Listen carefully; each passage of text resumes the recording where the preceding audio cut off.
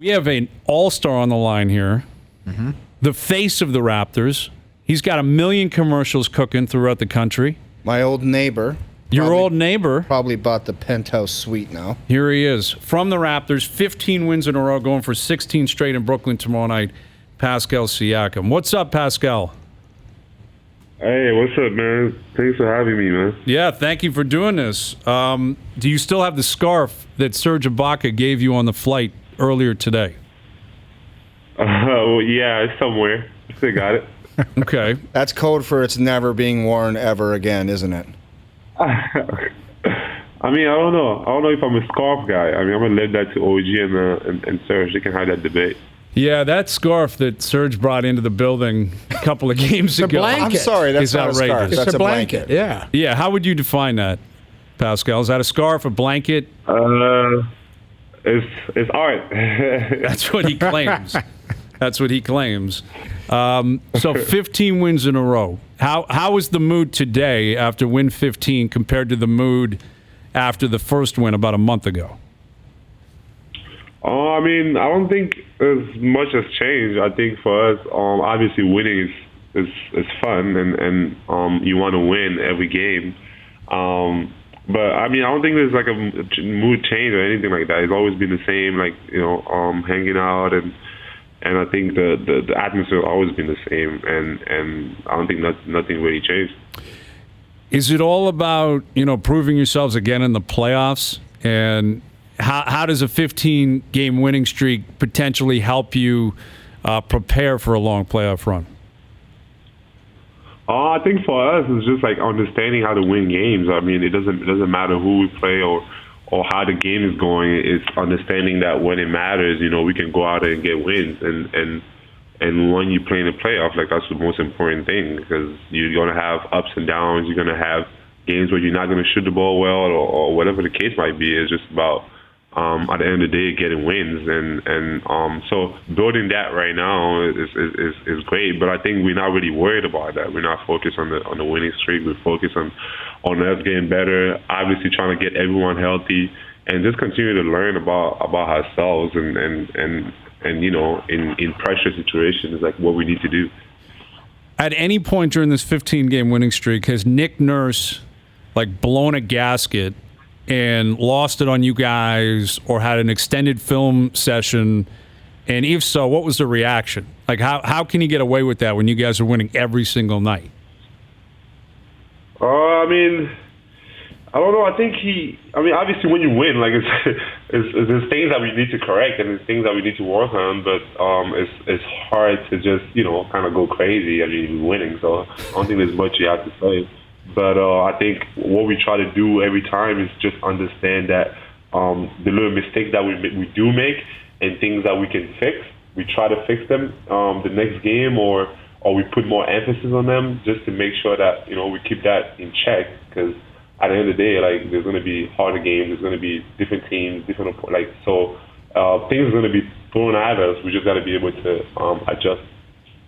We were talking yesterday about people down in the States not giving you guys enough credit. Is that something you guys track in the locker room, talk about, or is it something you just say, let's play, let's win games, and forget what people in the States say about us? Yeah, we don't care. Don't really matter. And it's about us and continuing to get better. I think we kind of used to that, and for me being here for 3 years, I mean, it's my fourth year, but I understand what it's like, and it really don't bother me at all. With Pascal Siakam, your story growing up and how you got into the game, I wouldn't even say you're a late bloomer. You didn't even really get into the game until a later age. I believe once you were into high school and maybe 13, 14 years old. But now you watch yourself play, and you play with such passion and excitement. How did that transformation take place? How did you go from a guy who really didn't care that much about playing basketball, and now it feels like that's all you ever want to do based on your expressions and the passion that you play with? I think, it's kind of hard to say when it changed, but I think one big moment or one big shift in my basketball career was me losing my dad. I think that was an important moment for me in terms of just changing the reason why I was playing the game, having a different mindset while playing the game. It wasn't just about me anymore. It was about my dad, somebody that's higher than me, somebody that I look up to, and someone I look up to in like a higher regard. So for me, it wasn't about like wins or losses anymore. At that point, it was about honoring my father, and it just made the game means a lot more, and help me when I don't feel like doing anything. It helps push me to do the best that I can and work hard. So yeah, like that's kind of like where my kind of love for the game grew, and my purpose kind of changed. Well, now you look at yourself over the past 12 months or so. You've won the MOP, you won an NBA championship, you got yourself a max contract, you get voted into the starting lineup of an NBA All-Star game. Like, is that what you were always dreaming? Is this like the epitome of an NBA life? And how do you improve on what you've already accomplished? Yes, I think that was the goal for me. I mean, I think once you start playing basketball, you want to be able to achieve all those things, and when you learn about the history of the game, you understand that all the greats have done that, and if you want to be in the conversation, or if you want to be playing this game, you can't just be playing just because. Like, you got to have things that in your mind that you want to accomplish, and things that you want to do, and I always thought these things was possible, and from the first day I got to the NBA, that was a goal of mine. It was something that I knew I had to work on, put my mind into, work on really hard, and I always knew it was possible. And then these things just happening, and this is a testament to all the work that I put in. How's your relationship with Masai? And I don't know, was the team bothered by any of the rumors of potentially other teams looking at him? No, not at all. I don't think. It wasn't even a topic, and obviously we're in the center business and everything that's going on. But just in terms of my personal relationship with him, he's always somebody that I talk to all the time. Somebody that I look up to in terms of the things that he's able to do in the continent, and be able to bring awareness to the game in the continent. So something that I definitely want to be able to do, and we have a lot of conversations about what we can do to make sure that there's more Pascal Siakams out there. I mean, which is going to be hard, but we just got to continue to learn and have a great opportunity to have somebody like that on my side, and somebody that I can just text and we can talk about that, and hopefully bigger things in the future. But yeah, our relationship is great. With Pascal Siakam, we were talking about the amount of commercials you're in.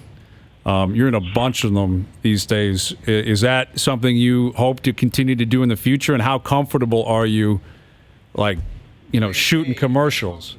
Yeah. What's your level of comfort in front of the camera? I mean, I think playing in the NBA, I think there's a lot of cameras everywhere, and you kind of get used to it. But at the same time, it's just about, for me, I think the most important thing is just continue to build my brand and market myself and make sure that not only known in Canada, just be known internationally. So I think once you get to that level, and you're an all-star, and you get all these accolades, it's about continue to make sure that your brand is on point, and that's part of it. Making sure that people see you out there, but at the same time be yourself and do things that you really believe in. 16 in a row. You guys are going for it tomorrow night. Good luck in Brooklyn, and have a blast at the All-Star break, and we'll do this again down the road. Thank you for this, Pascal. All right, man. Thank you so much. Appreciate you guys for having me, and thank you. You got it. There he is, Pascal Siakam.